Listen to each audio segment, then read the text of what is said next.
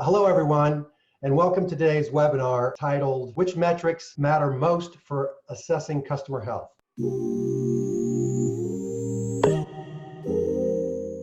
My name is John Warne, and I'm the Vice President of Customer Advocacy here at Bolstra. For those of you that don't know who Bolstra is the industry's only agile customer success management platform. I'd like to introduce today's guest, Irit Eizips. Irit's the founder and CEO of CSM Practice. At CSM Practice, she's had the opportunity to shape thought leadership around customer success in small scale-up companies all the way up to Fortune 100 companies. As a result, Irit has been recognized as a top 100 customer success specialist by MindTouch. So welcome, Irit. Hello. So as we get going here, I'm going to just start off real quick. At the risk of sounding like, and this might not translate for the younger people in the audience, but there was a time when 𝘧𝘪𝘦𝘠𝘪𝘦 came to the football team when they reported back for the NFL season, and he started off by pulling up a football and saying, "This is a football." So at the risk of sounding like 𝘧𝘪𝘦𝘠𝘪𝘦, and because of our earlier conversations that we had, maybe if we start off with what is a health score, and what do you consider a health score? Yeah, it's kind of like asking what is a bowl, you know? I think a bowl could be different things for different games, and same goes for health score. Different teams might have a different definition of what the health score is, or a different audience of the score might have a different definition of it. And I think that's why so many people are mind-boggled about this terminology. Maybe I can share a story that can shed some light a little bit. So I recently had a client that had, you know, like a little bit of an intricate way of doing things. They had the sales team own the renewal and the expansions. And there's many organizations where this happens, whereas the CSM owned everything else. And so I think when this happens, sometimes there's a little bit of a murkiness around what does the CSM do? Because usually when we don't have the AE or the AM owns renewals and retention and expansion transactions, it's very clear that the CSM owns the renewals and the expansions. And so what happened in that organization, you had the sales team really concerned about and updates from the CSMs around their forecast for renewal. So the health score really meant what is the probability of the customer to renew, downsell, or expand. And then, you know, other teams, like for example, if you had the professional services team or the product team, really wanted to know health score based on, are they using the product? Are they using our differentiating features, our sticky features? How often are they using it? What's the utilization percentage? And I think what was missing is kind of say, okay, if the AE or the salespeople are actually owning the renewals and the expansion transactions, what is the scorecard for the CSM? And so bottom line to you, I think that if we were to define a customer success health score for the customer success team, it has to be aligned to the customer success manager's role definition, their objective, so that the health score would be aligned with promoting the correct behavior or the appropriate behavior for the CSM so that they can do their job well. Yeah, I think that's a good point. And the reason why I wanted to bring this up is because when we first talked about this, as you know, you used health score in a lot of different categories, right? And that's the way I was talking about health score. But the reality is, for the purposes of this, health score is really some sort of a aggregation, if you will, of a bunch of different, what we ultimately agreed to use as the term of metrics. Just different measures, different things that we're measuring that all come up into some sort of a health score.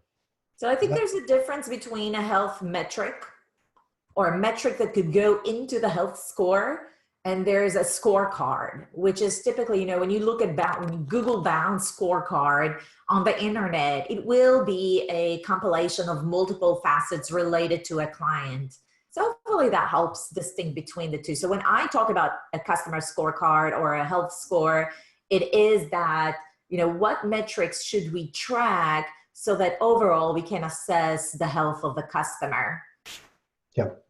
It's great, thanks. And you're really just talking about one ultimate score, some score that is the health score. that we're going to define. Is that? Yes, that's like the one from the multiple metrics that you would decide that would feed into that overall score. So with that in mind, what is your approach when you're talking to your customers? You got, again, I love the breadth of types of customers that you address. When you're talking to your customers, what is your strategy and your approach, your secret sauce, if you will, to defining a health score for them? Yeah, normally when I start working with customer success teams, they ask to create a health score. And really what they mean is, can we predict churn? Can we predict the likelihood of renewal? And I think that's a mistake. Ultimately we want all the customers to renew, but shouldn't the product team be also concerned about that? Because if they designed a proper product, then the customer would renew anyways. And shouldn't the support team be concerned about that? Because if they answered all the tickets quickly and the customers had no issues, then of course they would renew. Everybody impacts the renewal in some way. But what happens if we design a scorecard to just predict renewal? Two things happen. One, the customer success team tries to chase those risky clients and sort of start neglecting the good clients where they could still add value. And it doesn't really highlight the area that the customer success team should care about, or even the customer cares about. So think about, if you were to come into a decision to renew as a customer of some software company, would you really ask yourself, did I create support tickets in the last 4 months? Or would you ask yourself, how many escalation support tickets did we create or we got escalated? No, you're not. You're going to ask yourself question as is the solution helping me become better at what we do? Are they helping me optimize my processes? Are they helping me become best of breed in my own domain within my organization?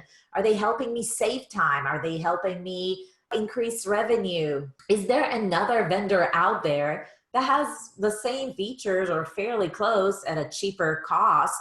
So those are the kind of questions we ask ourselves, are we getting enough value from this solution? And does it match our current business needs? Does it make sense? Do we get a good ROI?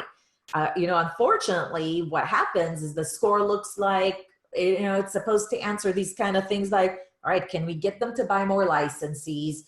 Can we get them to renew? And can we get them to buy maybe more services? And what are the things that maybe not going very well right now? So it's not aligned. It's not customer centric. So when I work with customers, I want them to, first of all, clearly define what the CSM role is in a proactive standpoint. And now that we've defined that role and we know what the objectives are, we want to define the scores that would help the customer success team align to that. Exactly. So think about it like this. Norbert Wiener said that in 1960. He was like one of the fathers of AI, right? And he said something that I think is very smart and very applicable to CSMs. We had better be quite sure that the purpose put into the machine, in our case is the calculated scorecard, is the purpose which we really desire. So if we really desire that the CSMs be proactive with our customers, develop a trusted advisor relationship, help them see why we're the right choice for them as a vendor in terms of relationships and product standpoint, then we want to make sure that we put the right ingredients into the score. Otherwise, we're going to be super reactive. Yeah, I think that's great, Irit, and especially, this is getting to the why. Yeah. Right? It's really all about the why, and even your comment there about, if we want to become the trusted advisor, why do we want to become the trusted advisor, right? So even you can take that all the way back. So that's a good point. Yeah, and also the how, if you're thinking about a scorecard and you're just thinking about predicting churn, first of all, we're going to get into that probably in a minute here, but churn cannot be predicted, I think, at 100%.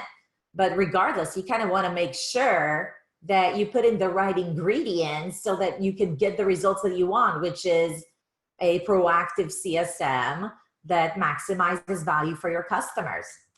Exactly. With that in mind, a lot of times everybody's looking for that magic bullet, that silver bullet, right? Do you think there is such a thing? Is there such a thing as a silver bullet that can have this system that's just all automated and it's going to tell us with some high degree of accuracy which customers are going to churn, which customers I should go to try to upsell? Have the system kind of tell me exactly what I need to do? I think there's possible. I think it is possible, but probably not at 100% degree level of accuracy. When companies use a scorecard, they feed a bunch of metrics into it, and they think that that would tell them whether the customer is going to churn or not based on support tickets and this and that. They got a lot of false positives and a lot of false negatives. And so the score becomes untrustworthy. So a lot of times I recommend, if you are going to do a reactive score that just highlights problematic areas, call it like it is. It's sort of like a double click index. Things that you should double click into and see if there are even an issue. Because if you say that this is your renewal forecast index or your health score that's supposed to tell you whether or not a customer is going to or highlight the CSM of customers that are in red, meaning they're in risk, but it's not always right, the CSM team starts losing confidence in that score. And trust me when I say that this is a big issue for a lot of companies. When you try to automate a scorecard that's supposed to tell you when customers are at risk of churn and they're not. It's just a bunch of things that you should just double click on. Yeah, hopefully we'll get into more of this later, but the very nature of doing this, and one of our famous competitors likes to always talk about calls to action, right? The very nature of that ends up becoming reactive in and of itself, right? So if our goal is to be proactive, like you mentioned before, the very notion of we're letting some sort of health indicator wait until it gets really bad before I go do action on it just reeks of reactiveness. Yes, and the main issue with it, John, is it just makes the team, go in the morning, see what potential issues are there. They click through them. Half of them are not even valid. It's a waste of time. And not to be said that, sometimes we do want to develop a just-in-time engagement model. Yeah, perfect things. Renewal. Let's highlight areas where the CSMs should be, going into with customers. But I think we should be very, very careful about the triggers and how we're designing these alerts so that the CSM doesn't get too many, certainly not too many that can trigger a false action. Otherwise, they'll just stop using the solution altogether. Now, you're really asking me about automatically predicting churn. So I'm super excited to share a formula that was created by Ben Wynn from Canada. Ben Wynn is a thought leader, and he's an amazing guy who's doing a lot of things in our space and in the LGBTQ community. And he won the Innovator of the Year award for the customer success category last year for developing what he calls an account behavior formula for customer success to help predict churn. What he did is he created a very simple formula that he used basically 2 metrics, more or less, to predict whether customers are going to renew or grow their accounts, go to a competitor, inform you whether they're considering churning, so not deciding yet, but kind of considering it, or churn without notice. And according to him, he actually had some very interesting results doing this formula. For example, they increased expansion by 50%, so from 100% to 150%. They increased the NPS score from good, I think it was like 61 score, to excellent, which is like 71 if I recall correctly. And they reduced their churn. It wasn't very high to begin with, but they reduced it by 2%. I think if I recall greatly, the biggest thing was the degree to which their net churn increased. So that's the upside. Yes, the net churn increased. Like I said, expansion increased by 50%, but the actual churn numbers decreased by 2%. So overall, major increase in net retention for sure. And so the way that it works is, so he mainly applied it to the high touch customers. Initially, he applied it to the high touch segment. And here's how the formula works.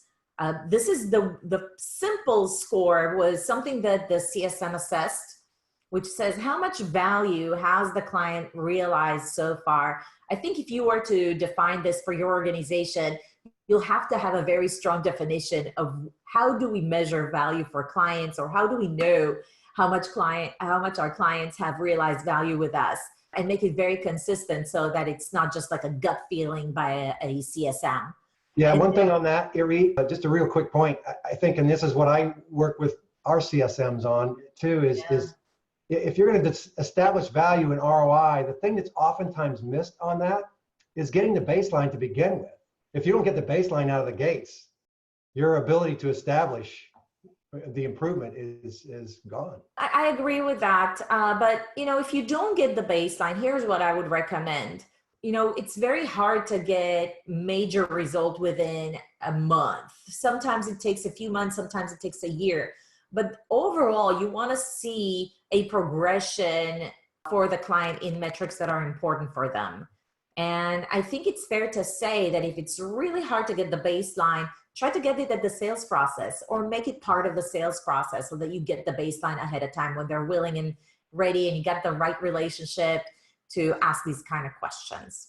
So the second metric is the quality of relationship, which is the QOR score. I think what's really neat about this is that he established this formula based on what hotels and like the hospitality industry is doing. So I thought it was very, very clever. So he looked at proximity, duration, frequency, and intensity. Intensity is really like the hard goals and deadlines that were set to get more value, to get realized value. So think about it like your success plans or intervention plays or whatnot. Frequency is the number of overall touch points in any given period. And so I think that everybody here has a different touch point plan with their customers to say, you know, what is a lot and what is little. Duration is the actual time that you spent working on the account. So obviously the more attention you put to the account, even if they're green, the more care they get, the more, you know, value from the actual service, not just the product that they're going to get, and the better the relationship is. And then the proximity. In his world, for high touch, it was the actual number of on-site visits that they had with the client. And it makes sense. So if you look at it, it's like the 1 and 2 are the relation, like all of them are suggesting the level of relationship with the client. How intense is it? How engaged are they? And is it a quality relationship? So on this real quick, Irit, 1 and 2 seem to be pretty important measures in this whole thing, right? Two things come to my mind. One is that certainly, you know, not trying to put a plug for systems in here, but certainly having a system to track this is almost mandatory if you get to a point where those things are important. Not only the numbers, but if I'm going to track time, now I'm also saying, you know, I want to know how much time you spent with that customer. What do you think about, do people resist that from a feeling like management's being big brother or anything like that? Okay, that's a good question. So the way I recommend when you implement a customer success system, first of all, implement it to showcase things that the CSMs would benefit from. If you're doing things for management's sake, then of course it wouldn't resonate with a CSM. So let's say that you could completely automate the score for the CSM, then you'll save them time. And you'll say, look, this is going to be completely automated if you enter these things as you do them. Okay, I could see a win-win in that. Yeah. So I think it's all about positioning and thinking about the CSM top of mind when using systems or implementing new features. Yeah, I completely agree. If people are called to do something, they have to know. It goes back to the why. If I know why and it's how it's going to benefit me and the company, then I'm more inclined to do that. Yeah, I think that's what's in it for me here is very, very important. Now, for each one of these questions, they were using a Likert scale from very low to very high, and overall gave them like a 20 point for each question. So overall, they had an overall score. If you want to learn more about this formula, because the webinar is not about teaching you the formula or all its details, I recommend going to this URL. It'll take you to this form. You enter your first name and your email address, and you can download the entire presentation that Ben Wynn gave. It has a lot more details. Also, there's a YouTube video out there with him going through the formula, and he's such a nice guy. If you ping him on LinkedIn, he would love to talk to you. He's a good guy. Yeah. And Irit, I know you're going to talk a little bit later about this, because I think probably some people in the audience are thinking the same thing, which is, this is great for high touch. What about not only high touch at scale, but what about some of the lower touch? And I think you're going to touch on that a little bit later, right?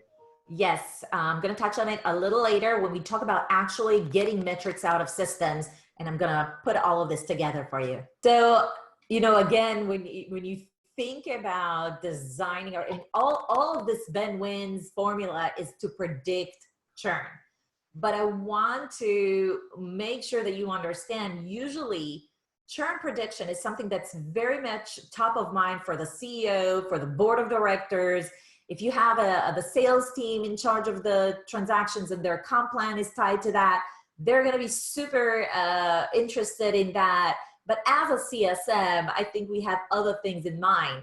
And again, it's kind of like, if you think about the King Midas, who has, careful what you wish for kind of thing, when he wished for, to anything that he touches would turn into gold. And I think Aristotle documented that, the rumor has it that essentially he died very lonely because everything he touched, he couldn't touch food, he couldn't touch or hug his family anymore. And so sometimes we need to just be careful of what we wish for. It's not a bad metric, but we should know that there's other metrics, other health scores that we can build for our own team to drive the right results for us.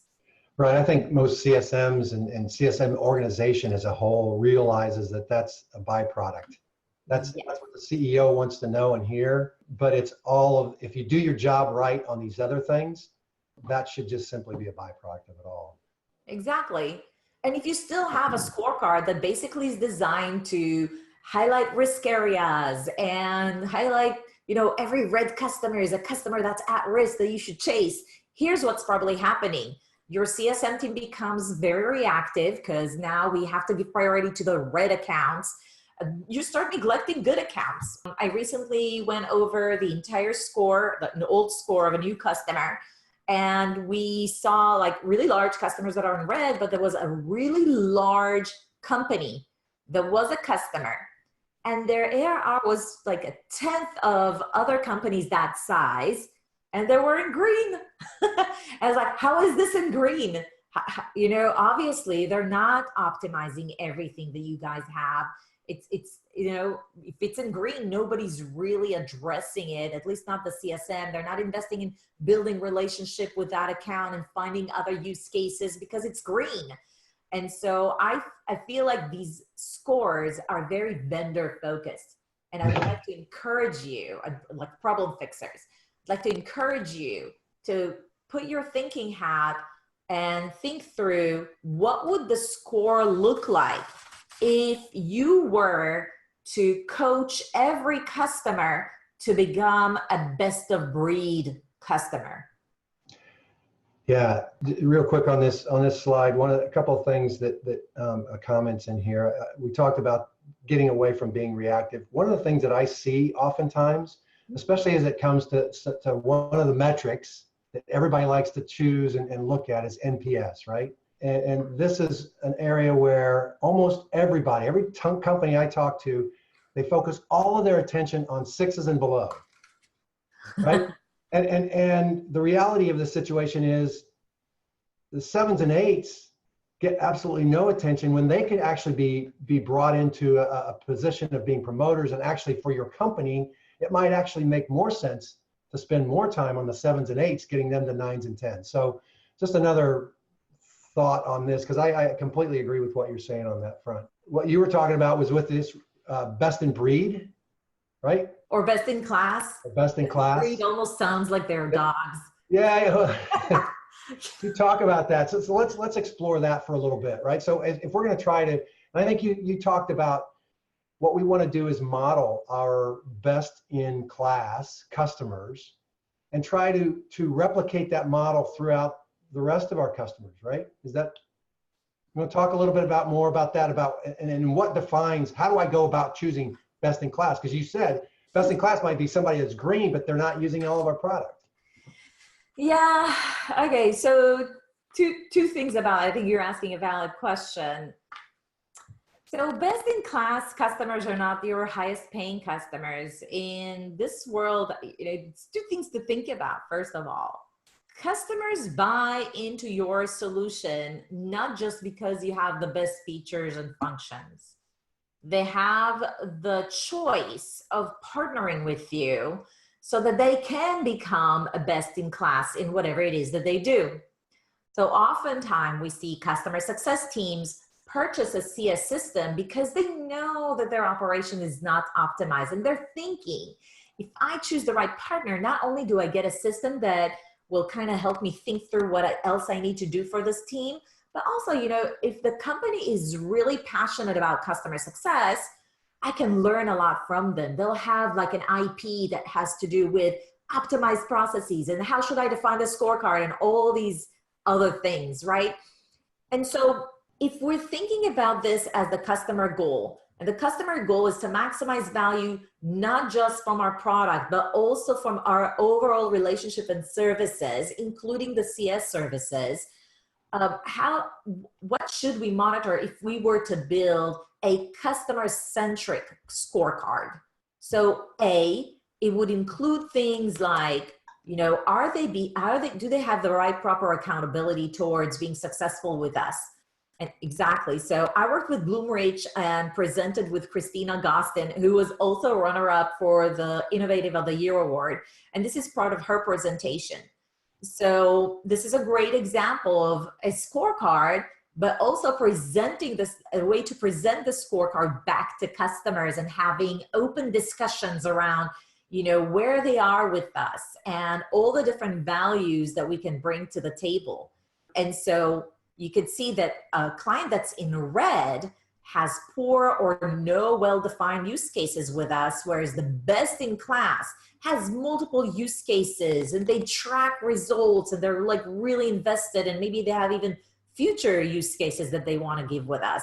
I mean, this is very Bloomreach oriented, and I encourage you to think about your own, but this kind of helps the CSM also see, well, if my customers, if this particular account is mainly scoring in the 1 to the 3s, I can have discussions with them. First of all, make sure that they're aligned with my perception of scores, and then have a discussion around where do they want to be by the end of the year? And then can I build a mutually agreed upon success plan with them to get them there? Yeah, Irit, this is exactly something that we're just starting with our customers as well. And the interesting thing is how receptive the customers are to understand. They're all competitive, right? They understand where they are on that maturity model, and we collaborate with them. And then it just gives us a roadmap, if you will, to improve. So I love this idea. It's a roadmap, exactly. And we know for certain that customers that have a long-term vision with you, AKA a clear roadmap to additional value that they're going to actualize eventually with you, you essentially increase perceived value. And if perceived value is higher than the current investment that they need to put in year over year, meaning the ARR, then of course they're going to renew even if actualized and proven value is lower. Right. So this work is extremely important. What I wanted to showcase is, Christy's Pillars of Value was her submission to the Innovator Award. And like I said, she was the runner-up, 2nd place. Look at what she's done. So her scorecard was essentially saying, look, my CSM team doesn't just optimize the product, doesn't just chase renewals and expansions. They actually partner with the customer to provide multiple pillars of value. We're going to provide business value. We're going to make sure that our customers have the most leading edge innovation in both processes and programs that they establish with us. They have the best customer experience with us. So we're going to make sure that the CSM and everybody else are providing them with the right experience that's appropriate for them.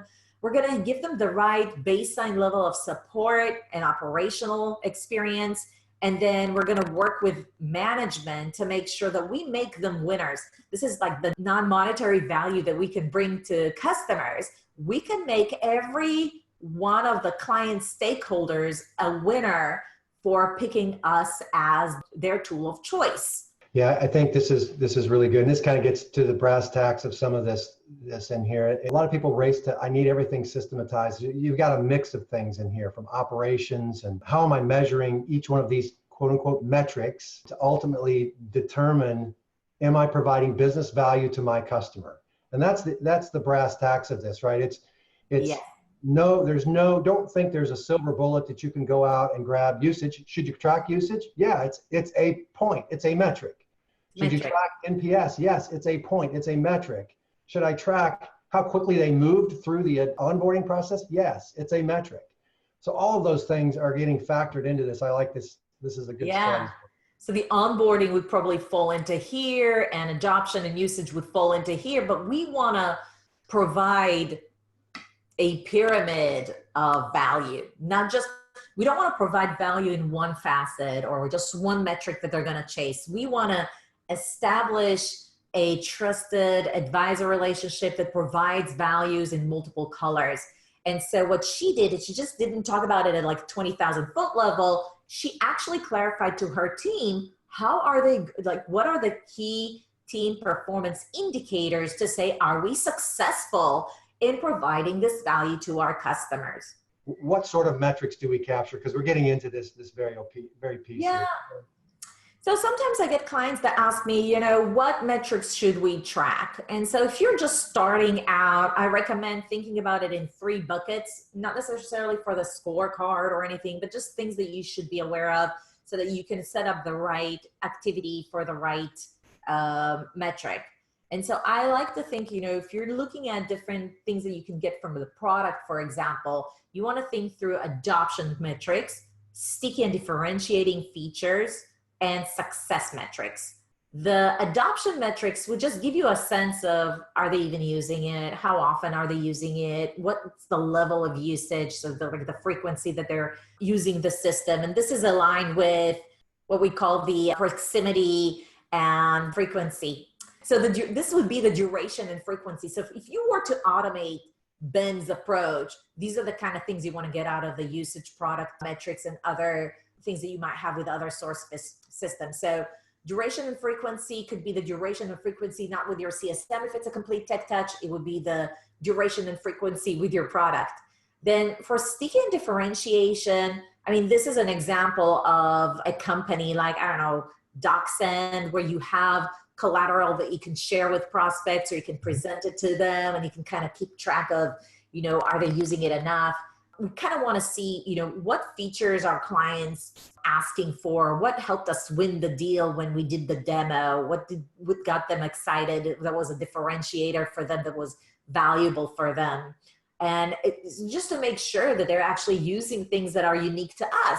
So if they're ever thinking about, is it like commoditizing our product and solution, it would be hard for them because they're using things that only we provide. And then finally, the success metrics is, can we leverage our solution to say, these are the things, Mr. Customer, that you're actually doing better over time? Is there somewhere that not just capitalize on, revenues that you were able to get, but are there some processes that takes less now? Or are there things that you don't do manually anymore? And sometimes we can capture it. That's the intent. Story on that. I always tell how metrics can really mess you up, because when we changed marketing automation solutions, literally the day before we gave them the notice was probably our max usage. Yeah, so, but exactly. Problems, right? So it's somewhere else buried in some of the other things that they can and should have been capturing around us, not the least of which was us telling them how dissatisfied we were. And I think there's something to be said about, if you were to design something like that for your own customers, first think about yourself as a customer of another vendor. Were there any metrics that they should have tracked for us before we churn that would have suggested something, yes or no? And do we have similar features or equivalent features that we should be tracking given that mindset? I I think that would give you a good sense of what you should be tracking. And then once you do have some of these things tracked, you can now identify, just-in-time approach if you really wanted to embrace it. If you have a lower adoption, what should you do? How should you set up your alerts? And again, if you have, no usage, if you have some certain features that are being used the most, or a certain engagement percentage, again and again. And this is really to say, between the selling point and the contract being ready to renewal, are there any things that your team should be aware of so that they can double click on it? And again, I would really recommend setting up stuff that's like not going to bombard your CSM. I know some companies have a retention team that's just, double clicking on these things. That's basically what we want to do. So this is an example, but it's not like the holy grail. It's not best practices, but a framework you should be thinking about. If you are tracking these metrics, is there anything you should be tracking from, red trends, green trends, and what is, if anything, a call to action for your CSM or other teams they should be taking on? If you want these examples of different playbooks that you can trigger based on different alerts and criterias and metrics, I encourage you to text CSM playbooks to this number here. There's a recording and you can download the slide deck and do this later too, but this will give you this automated playbooks. And just as we wrap up here, just how does this manifest itself into a product sort of view? I mean, we've always espoused to this notion of a balanced scorecard, and this is just an example of, like you were talking about, Irit, here, double clicking on something. So each one of these other pieces here, maybe it's survey data that's coming in, usage data that's coming in, and then engagement might be a subjectivity. And I think you and I have talked about that. It's important for our overall balanced scorecard for the CSM to give a score as well. I think it's a best practice. And so support tickets, yeah, maybe it is an issue, maybe it's not, but it has some sort of contributing factor into that overall score. And so, not only seeing those, but seeing the trends of those, and then to your point, having the ability to double click on any of those at some point in time and have that be some sort of guidance as far as what do I need to do? I need to peel the onion back or what have you in order to go into further details. Because this might be a good score, might be a bad score. You see here, they got a 0 on the NPS survey. Probably a problem someplace, but overall, it looks like the rest of the system is going really well. Yeah, so I might click on that, see the actual response, see who submitted it, and then kind of say, do I want to follow up on it or not? But what I love about this view is that, very quickly I can see all of my customers, what goes up, what goes down, are they relatively doing well? Think through, do I know this client very well to kind of gauge why it's going down, or it's overall really great. And I again, like if we are going to have a churn probability index, we want to say, what is the probability of the index? Is it predicting churn at 80% level of confidence, 90%, 95%? Like it's never 100%, right? Because if you have support issues, it doesn't mean anything unless you double clicked on it. So exactly. That's my 2 cents. Yep, I completely agree. So I know we are up at the allotted time. So unfortunately, we didn't get to the questions. We will respond back to everybody with questions that had questions that were submitted and unfortunately weren't able to get answered in the allotted time. So with that, again, Irit, thank you so much for helping us and guiding us through some very thought-provoking ideas around health scores. Very welcome. Thank you, everybody.